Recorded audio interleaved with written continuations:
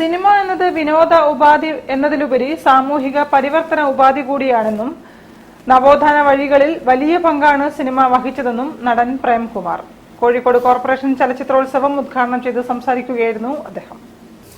യുനെസ്കോയുടെ സാഹിത്യ നഗരമെന്ന പ്രൗഢമായ അംഗീകാരം ലഭിച്ചതിന്റെ അടിസ്ഥാനത്തിൽ കോഴിക്കോട് കോർപ്പറേഷൻ സംഘടിപ്പിക്കുന്ന ഫിലിം ഫെസ്റ്റിവലിന് ശ്രീ തിയേറ്ററിലും വേദി ഹാളിലുമായി തുടക്കമായി. കേരള ചലച്ചിത്ര അക്കാദമി വൈസ് ചെയർമാൻ നടൻ പ്രേംകുമാർ ഉദ്ഘാടനം ചെയ്തു.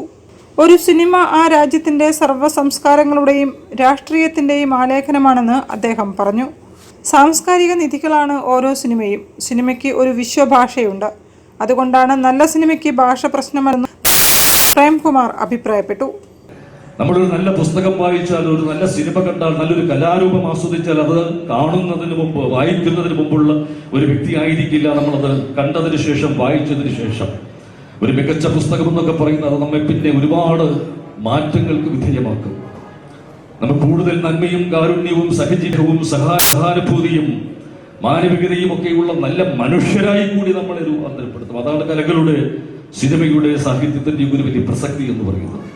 സിനിമകൾക്കും അതൊരു അപാരമായ കഴിവുണ്ട്. നല്ല മനുഷ്യനാക്കാൻ നല്ല സിനിമകൾക്ക് കഴിയും.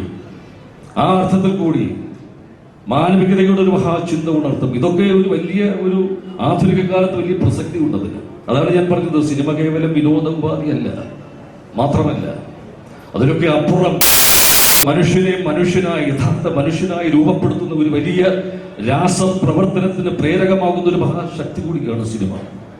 ആ അർത്ഥത്തിൽ സിനിമകളെ, നമ്മൾ നല്ല സിനിമകളെ ഹൃദയത്തോട് ചേർത്ത് പിടിക്കേണ്ടതുണ്ട്, അതിനെ പ്രോത്സാഹിപ്പിക്കേണ്ടതുണ്ട്.